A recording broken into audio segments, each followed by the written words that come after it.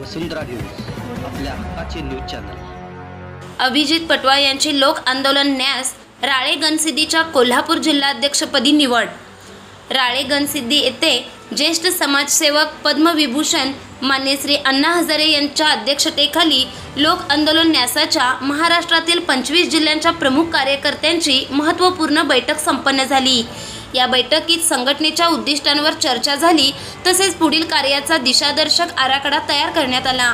अभिजित राजेंद्र पटवा यांची कोल्हापूर जिल्हाध्यक्षपदी निवड कार्याध्यक्ष कल्पना इनामदार यांनी जाहीर केली।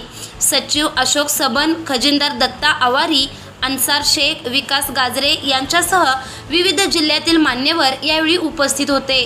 तर कोल्हापूर जिल्हा तालुकाध्यक्षांची निवड लवकरच केली जाणार असून त्यांना राळे गणसिद्धी येथे नियुक्तीपत्र दिले जाणार आहे। अभिजित पटवा गेल्या 15 वर्षापासून सामाजिक कार्यात सक्रिय असून इचलकरंजी नागरिक मंच या संघटनेचे अध्यक्ष असून त्यांनी माहिती अधिकार अधिनियम 2005 चा प्रभावी वापर करून भ्रष्टाचारावर अंकुश ठेवण्यासाठी महत्त्वपूर्ण कार्य केले आहे।